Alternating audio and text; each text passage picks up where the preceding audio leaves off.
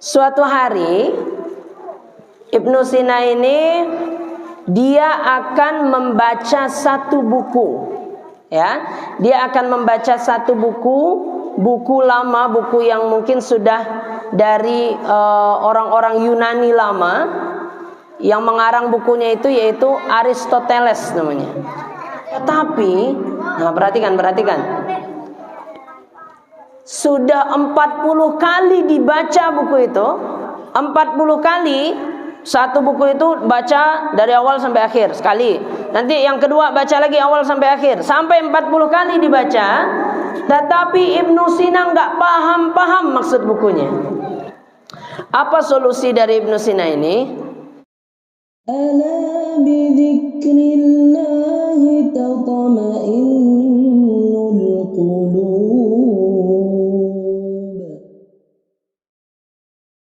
Bismillahirrahmanirrahim. Assalamualaikum warahmatullahi wabarakatuh.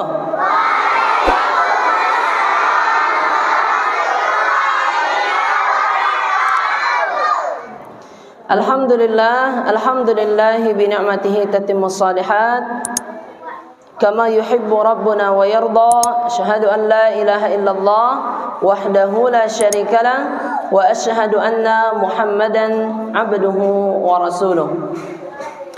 Yang sama-sama kita hormati dari pembina dan pengajar kita semuanya, Ustaz Amru Abu Syamil, kemudian yang sama-sama kita hormati para asatidzah di SD Pesantren Bunaya Payakumbuh, kemudian yang sama-sama kami membanggakan seluruh adik-adik dari kelas 1 sampai kelas 6 ya di SD Bunaya Payakumbuh. Oke. Coba kita pengen tes semangatnya nih. Kaifa halukum? Allahu Akbar. Masya Allah. Semangat semuanya? Oke, alhamdulillah. Alhamdulillah adik-adik, pagi hari ini Allah masih berikan kekuatan kepada kita. Allah masih berikan kesempatan kepada kita untuk sama-sama mentadabburi ayat-ayat Allah. Afala yatadabbarunal Qur'an. Ya, karena sesungguhnya Al-Quran yang kita pelajari, Al-Quran yang kita hafal itu sebenarnya adalah agar kita bisa mengambil pelajaran. Alhamdulillah, kita bersyukur kepada Allah. Allah masih berikan kekuatan itu kepada kita. Kemudian salawat dan salam kita mohonkan kepada Allah agar disampaikan kepada Nabi Muhammad sallallahu alaihi wasallam. Alhamdulillah. Sekarang kita di hari apa ini? Hari Jumat. Hari Jumat apa artinya? Hari apa? Hari berkumpul. Kemudian hari Jumat itu hari yang paling istimewa dibandingkan 7 hari yang lainnya, ya. Sehingga banyak amalan-amalan yang disunnahkan di hari Jumat. Salah satunya yaitu bersolawat, ya. Kalau kita banyak bersolawat kepada Rasulullah, maka insya Allah dengan itulah Allah akan memberikan kemudahan, Allah akan memberikan keberkahannya kepada kita. Insya Allah. Ya, alhamdulillah hari ini Bang Imam tadi sudah diperkenalkan sealif. Bang Imam salah satu murid Ustadz Amru Abu Syamil. Alhamdulillah kita masih interaksi sampai sekarang, kita masih selalu berkomunikasi. Dan alhamdulillah hari ini satu kehormatan, hari ini satu kebanggaan, diberikan kesempatan oleh beliau untuk memberikan materi di hadapan adik-adik semuanya. Sudah siap mendengarkannya? Siap. Ista'iddu. Siap. Oke. Kalau siap, maka tidak boleh bersuara. Oke, bersuaranya kalau Bang Imam tanya aja nantinya. Oke. Alhamdulillah kita di sini sudah menghafal Al-Quran. Sudah sampai kelas berapa di sini sekarang? 6. Kelas 6. Ada yang kelas 6 sudah ada yang hafal berapa juz? 5 juz? Ada? Ada.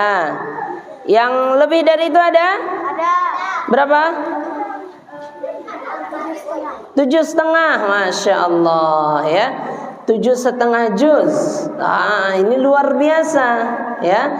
Kenapa? Bayangkan sama Dede ya, bayangkan Al-Quran 7,5 juz. Katakanlah 7 juz misalnya. 1 juz itu kan 20 halaman ya. Berarti kalau 7 juz itu sudah 140 halaman.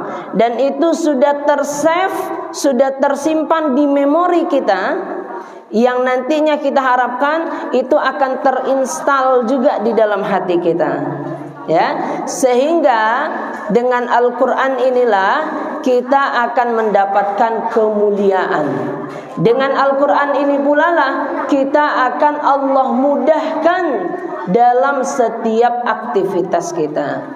Yakin atau tidak? Yakin tidak? Yakin.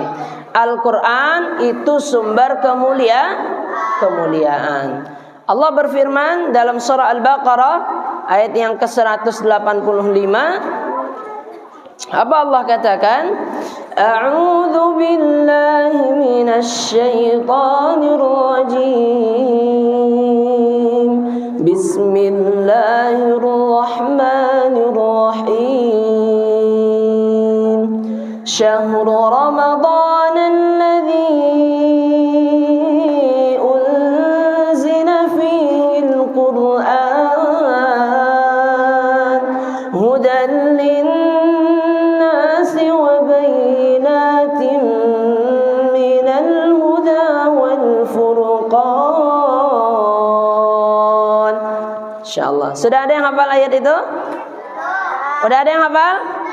Dah kan? Nah, Allah katakan kepada kita adik-adik, Syahrul Ramadan, bulan Ramadan, alladzi unzila fihi al-Qur'an, yang di dalamnya Allah turunkan Al-Qur'an, hudan linnas, petunjuk bagi manusia, wa bayyinatin minal huda wal furqan, dan penjelasan dari petunjuk-petunjuk itu. Nah, perhatikan ya. Setiap yang berkaitan dengan Al-Qur'an pasti Allah akan berikan kemuliaan kepadanya. Yakin atau tidak? Yakin. Contohnya, Al-Quran pertama kali turun pada bulan apa? Bulan Ramadan. Sehingga Ramadan menjadi bulan yang paling mulia di antara 12 bulan yang lainnya. Al-Quran turun kepada Nabi siapa?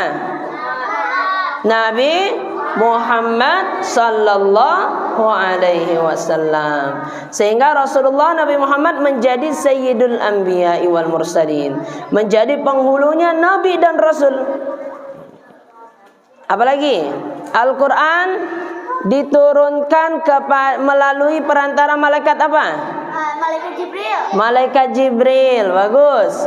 Sehingga malaikat Jibril juga naik status. Yang biasanya malaikat biasa aja menjadi penghulunya, pemimpinnya malaikat-malaikat yang lainnya.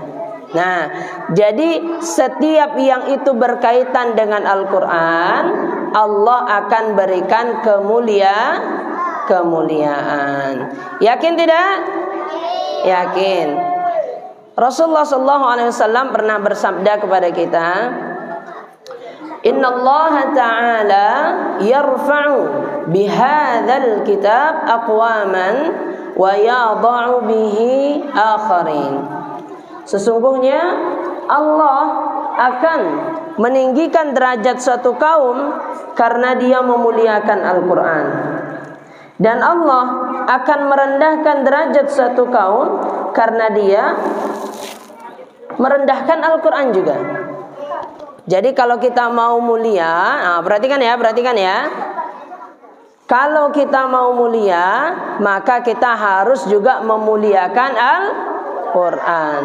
Kalau kita mau mulia, maka kita juga harus memuliakan penghafal Al-Quran.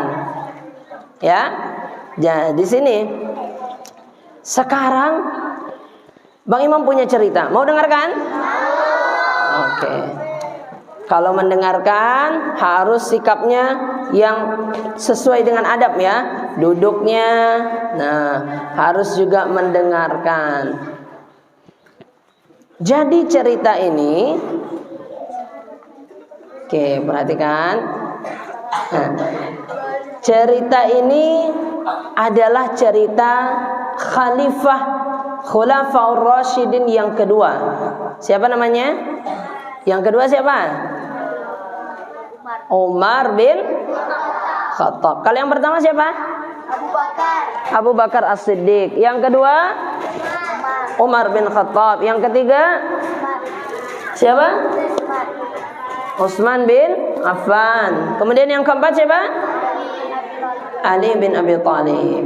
Jadi ini cerita pada Khalifah Umar bin Khattab. Suatu hari Umar bin Khattab ini dia sedang melakukan perjalanan. Umar bin Khattab dia mau umrah. Berangkatlah dia dari pusat ibu kota negara dulu. Di mana ibu kota negaranya dulu? Mekah atau Madinah? Madinah, ya. Dari negara Madinah berangkat dia umrah menuju ke kota Makkah. Ya, umrah ke kota Makkah. Jalan-jalan sampai di perbatasan kota Makkah. Umar bin Khattab ini disambut oleh gubernur Makkah waktu itu. Disambut dia oleh gubernur Makkah. Kira-kira Umar bin Khattab senang atau enggak? Disambut, dia datang dari Madinah, disambut oleh gubernur Makkah di perbatasan Makkah. Sudah keluar dari kota Makkah ya. Di perbatasannya disambut. Kira-kira Umar bin Khattab senang atau enggak? Seharusnya senang, tapi bukan senang. Umar bin Khattab justru marah-marah dia. Kenapa dia marah-marah? Apa kata Umar bin Khattab? Kenapa engkau mau meninggalkan kota Makkah, kota suci, demi hanya untuk menjemputku? Kata Umar bin Khattab, kenapa main tinggalin aja tuh kota Makkah? Seharusnya banyak yang diurus di sana. Akhirnya dijawablah oleh gubernur tadi, wahai Amirul Mukminin, insya Allah yang di Mekah sudah aman. Mekah sudah ada yang menggantikan urusan soal gubernur-gubernur. Nah, lantas Umar bin Khattab nanya lagi nih. Dia nanya lagi, oh ya, kalau memang benar, siapa yang menggantikan kedudukanmu sebagai gubernur itu? Siapa yang menggantikan kedudukanmu sebagai ya? Siapa yang menggantikan kedudukanmu sebagai gubernur? Ya. Lalu dijawablah oleh gubernur Mekah tadi. Oke, dijawab oleh gubernur Mekah tadi, ada yang sudah menggantikan kedudukan saya sebagai seorang gubernur. Oh ya, bisa. Ini, halo, tes. Ini nggak rewel lagi deh. Yang tadi rewel deh. Berarti mungkin tanda-tandanya udah Bang Imam udah pada lapar. Jam berapa nih? Masih baru jam 10 kurang kok, santai ya. Sampai mana kita ceritanya tadi? Siapa yang menggantikan? Lalu dijawablah oleh gubernur Mekah tadi, yang menggantikan kedudukan saya sebagai gubernur itu adalah seorang budak katanya. Nah, tahu budak apa? Apa? Bukan budak dalam Upin Ipin ya. Kalau budak dalam Upin Ipin dalam bahasa Malaysia itu anak kecil. Tapi kalau budak dalam sejarah Islam itu adalah orang yang tidak merdeka, orang yang dia nggak merdeka, dia di bawah kekangan dari tuannya, ya, dia nggak bisa ngapa-ngapain. Bukan kalau kita samakan budak dengan pembantu nggak bisa ya, karena budak ini suka-suka majikannya, mau disuruh apa, mau dikasih makan apa enggak terserah, ya. Ini budak namanya. Siapa nih contoh budak yang adik-adik tahu? Betul, Bilal bin Rabah. Seorang budak yang kemudian dimerdekakan dan akhirnya disuruh oleh Rasulullah sebagai muadzin, orang yang mengumandangkan azan. Dijawablah oleh gubernur tadi, yang menggantikan saya di Mekah itu seorang budak. Kira-kira Umar bin Khattab marah atau enggak? Marah apa enggak? Marah. Kok bisa budak yang dia orang gak merdeka, yang dia gak tahu apa-apa, langsung main gantiin kedudukan gubernur aja? Lalu dijawablah oleh gubernur Mekah tadi, memang dia budak wahai Amirul Mukminin. Dia memang budak, dia memang orang gak merdeka, tetapi dialah yang paling qari di antara kami. Ya, dia yang paling qari. Qari itu apa? Qari itu orang yang paling fasih bacaannya. Hafalannya bagus, bacaannya bagus. Dia juga membaca dengan suara yang indah. Dia faham Al-Quran. Itu disebut sebagai qari. Ya, dialah yang paling qari di antara kami wahai Amirul Mukminin. Lalu barulah dijawab oleh Umar bin Khattab. Tidak bisa berkata-kata lagi Umar bin Khattab. Akhirnya Umar bin Khattab diam. Oh, kalau memang seperti itu, benarlah keputusanmu itu. Ya, benar. Karena sesungguhnya Rasulullah pernah bersabda, kata Umar bin Khattab, "Innallaha ta'ala yarfa'u bihadzal kitab aqwaman wa yadh'u bihi akharin." Sesungguhnya Allah akan muliakan satu kaum karena dia memuliakan Al-Quran.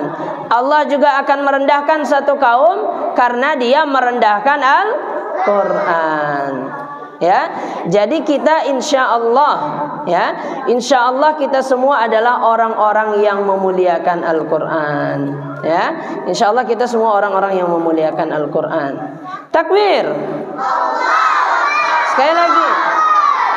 Masya Allah. Sekali lagi takbir. Ya.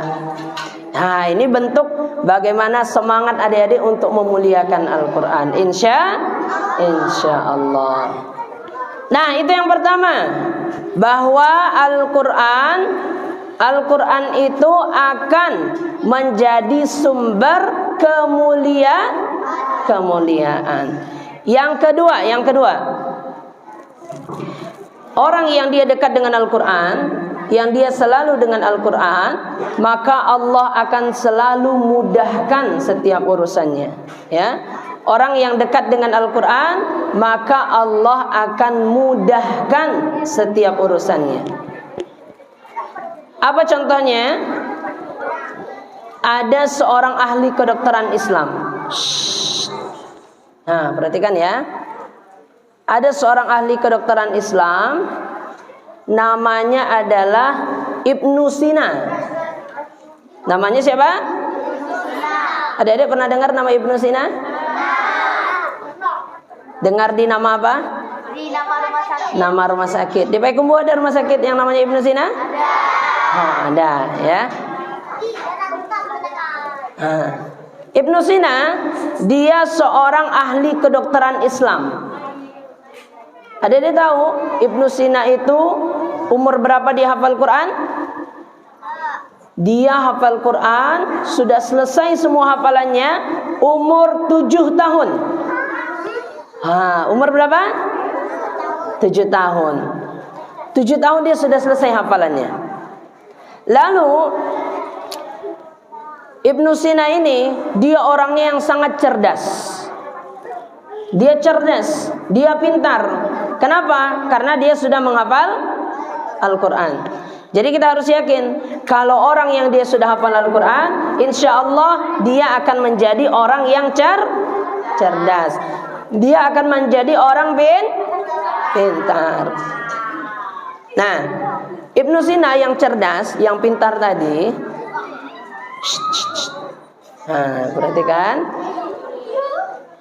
Suatu hari Ibnu Sina ini dia akan membaca satu buku Ya, dia akan membaca satu buku lama, buku yang mungkin sudah dari orang-orang Yunani lama, yang mengarang bukunya itu yaitu Aristoteles namanya. Siapa namanya? Aristoteles. Pernah dengar nggak nama Aristoteles? Enggak. Sekarang udah pernah dengar? Dah. Jadi si Aristoteles ini dia punya satu buku yang Ibnu Sina mau membaca buku ini. Ibnu Sina dia mau baca buku Aristoteles ini. Tetapi, nah perhatikan. Sudah 40 kali dibaca buku itu. 40 kali satu buku itu baca dari awal sampai akhir sekali. Nanti yang kedua baca lagi awal sampai akhir. Sampai 40 kali dibaca. Tetapi Ibnu Sina nggak paham maksud bukunya. Ibnu Sina nggak paham maksud bukunya. Padahal dia hafal Quran. Padahal dia orang yang cerdas. Tapi kok membaca satu buku saja 40 kali diulang-ulang tidak bisa paham. Nah, akhirnya apa solusi dari Ibnu Sina ini? Dia berdoa kepada Allah. Ya Allah, saya sudah hafal Al-Quran, saya sudah menghafal kitabullah, sudah menghafal firman-firman-Mu. Maka bantu saya ya Allah untuk bisa memahami buku ini dengan caramu. Karena tadi poin yang kedua ini kata Bang Imam apa? Setiap yang dia dekat dengan Al-Quran akan Allah mudahkan. Ya, setiap dia dekat dengan Al-Quran maka Allah akan mudahkan. Jadi, perhatikan, waktu itu kan Ibnu Sina udah berapa kali dibaca buku itu? 40 kali tapi tidak paham. Lalu akhirnya dia sholat. Dia sholat sunnah mutlak 2 rakaat. Sholat sunnah mutlak ada pernah dengar? Sholat sunnah mutlak itu sholat sunnah yang kita lakukan tanpa harus ada sebab tertentu. Misalnya kalau duha kan itu biasanya kalau matahari sudah mulai naik gitu ya. Atau sholat sunnah rawatib kalau yang mengiringi sholat. Kalau sholat sunnah mutlak ini kita melakukan tidak harus ada sebab tertentu. Mungkin kita ingin sholat saja, dia sholat. Jadi waktu itu Ibnu Sina ini dia sholat sunnah mutlak 2 rakaat. Dia sholat berapa rakaat? 2. Dan ada tahu dalam 2 rakaat itu dia selesai khatam 1 kali. Selesai khatam Al-Quran berapa juz? 30 juz hanya dalam 2 rakaat. Berarti 1 rakaatnya berapa juz? 15 juz. 15 juz.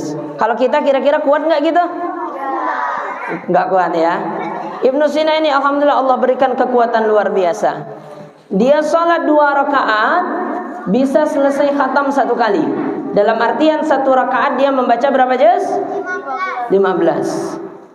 Lalu sesudah sholat, di dalam sholat itu Ibnu Sina dia memohon kepada Allah. Sesudah sholat dibaca lagi buku tadi. Selesai dia sholat, dah selesai nih khatam waktu sholat, dah selesai berdoa, dibaca lagi buku tadi. Dibaca buku tadi, ternyata masih belum juga hafal lagi, masih belum bisa dia paham bukunya si Aristoteles tadi, masih belum paham dia. Akhirnya Ibnu Sina dia semakin berdoa kepada Allah. Berdoa, dia yakin kalau orang yang dekat dengan Al-Quran pasti akan dimudahkan oleh Allah. Ibnu Sina yakin itu. Akhirnya dia berdoa. Lalu tiba-tiba ada orang yang jualan buku yang datang ke rumahnya. Ya, orang yang jualan buku lagi lewat depan rumah, dia jualan buku gitu ya. Nah, tiba-tiba Ibnu Sina tergerak hatinya untuk keluar rumah. Dan didapatinya ada satu buku luar biasa yang merupakan penjelasan dari buku yang sudah 40 kali dibaca-baca tadi, yang dia tidak paham-paham. Akhirnya ditemukanlah di orang yang jual buku ini satu buku yang merupakan penjelasan dari bukunya Aristoteles tadi. Yang menulis adalah salah seorang filsuf Islam juga bernama Al-Farabi. Ya, Al-Farabi ini dia menulis satu buku, yang buku itu adalah penjelasan dari bukunya Aristoteles. Akhirnya dibelilah oleh Ibnu Sina, dibaca oleh Ibnu Sina buku itu sampai akhirnya beliau bisa paham. Nah, ini bukti bahwa Allah akan berikan kemudahan kepada para ahlul Quran. Yakin atau tidak? Yakin. Orang yang dia dekat dengan Al-Quran pasti akan Allah berikan kemudahan. Siapa contohnya tadi? Ibnu Sina. Yang dia tadi sudah baca 40 kali tapi tidak bisa. Ternyata Allah berikan kemuliaan, Allah berikan kemudahan. Akhirnya dia tidak hanya baca buku itu, tapi baca buku dan juga penjelasannya. Walaupun bukan Aristoteles yang nulis, orang lain yang nulis, tetapi ini bagian dari kemudahan bagi seorang penghafal Al-Quran. Itu dua ya. Yang pertama, Al-Quran akan menjadi sumber kemuliaan. Yang kedua, Allah akan mudahkan setiap penghafal Al-Quran. Gimana caranya? Perhatikan. Nah, caranya adalah kita harus selalu konsisten. Kita harus selalu sungguh-sungguh dalam memurajaah hafalan. Ya, kita harus sungguh-sungguh murajaah. Tidak hanya waktu menambah hafalan kita sungguh-sungguh, tetapi juga harus murajaah. Ya, ada hafal lagu ini enggak? Indonesia Murajaah, hafal enggak? Pernah dengar nggak lagunya? Yang awalnya gini, menjadi para penghafal. Pernah? Pernah. Coba kita nyanyikan bersama ya. 1, 2, 3. Menjadi para penghafal Quran, tak semudah membalikkan tangan. Butuh perjuangan, butuh pengorbanan, ketekunan juga kesabaran. Ayat demi ayat. Tunggu dulu. Surat demi surat dulu. Surat demi surat dibacakan, ayat demi ayat dihafalkan. Tidak pernah bosan untuk melafalkan, 30 juz pun dikhatamkan. Murajaah setiap hari, tanamkanlah di dalam diri. Murajaah setiap hari demi untuk membangun negeri. Ketika sendiri, duduk atau berdiri, mari murajaah tak pernah berhenti. Ketika sendiri, duduk atau berdiri, mari murajaah sampai mati. Nah, sampai malaikat menjemput nanti. Ya, kita lihat syair terakhirnya. Kita harus murajaah sampai mati, sampai akhirnya berpisah. Kita sudah dipanggil oleh Allah, ya, sampai berpisah antara ruh dan jasad kita, maka sampai situlah kita harus murajaah, ya. Sehingga ini Ustaz Amru biasanya sering pakai kata-kata ini, menghafal setengah mati, murajaah sampai mati. Siapa contohnya? Perhatikan.